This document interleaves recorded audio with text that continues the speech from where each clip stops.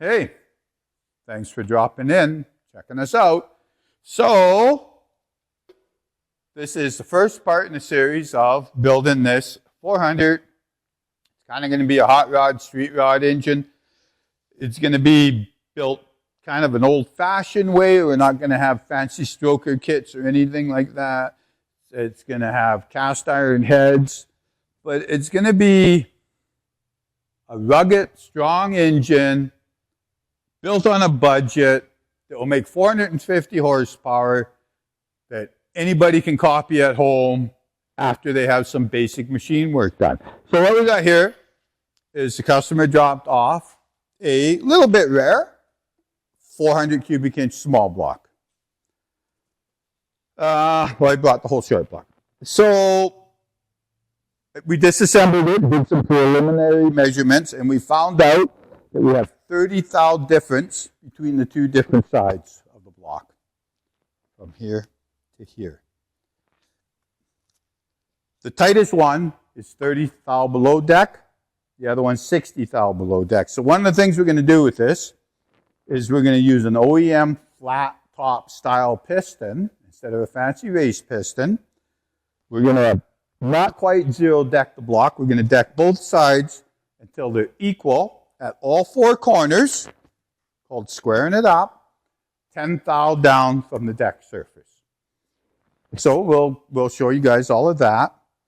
And then just a bit of a spoiler alert, we're going to put some Vortec heads on the thing that we're going to port and polish. We'll give you a good, we'll do one video on that. We're going to do a few mods, oiling mods and stuff. Not quite like we would do on a full race engine, but improvements to the oiling system. What else is there? Well, one of the things that happened here is somebody in the past resized the rods.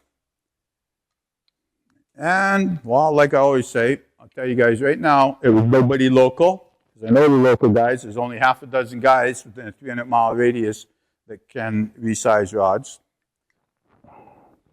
Anyways, you can see what people do when they're resizing the rods is quite often when this is in the machine, and we'll do a more detailed thing on that later, is they'll cut these at an angle. So when you bolt this together, it pinches the sides in, so when they line hone it, it has a nice round machine look. That's fine, I suppose. When I resize the rods, I want to see a little bit of a shadow on each end. I don't want to squeeze the rods in and put angled pressure on the rod bolts. Whoever did this is the second set I've come across, got a little bit carried away. They squeezed it in so much, and then with the heat cycles, it took a set. You can't even get the rod caps off of the thing. You got to beat it apart with a hammer. So the rods are junk. Just thought we'd mention that. Something to look out for, guys. If you get your rods resized and you see a little bit of shadow on the parting line, that's great. That's kind of what you want. So that's, oh, there, it just snapped in. Anyways, that's part one of this build. This is going to be a fun build. It's going to be an interesting build. This is for a local guy, just a super cool hot rodder guy. Maybe he'll even let us do a YouTube video on the car once it's running. I'm sure we can talk him into doing a burnout or two. That'll be kind of awesome. So, hey everyone, thanks for dropping by. Have a fantastic day.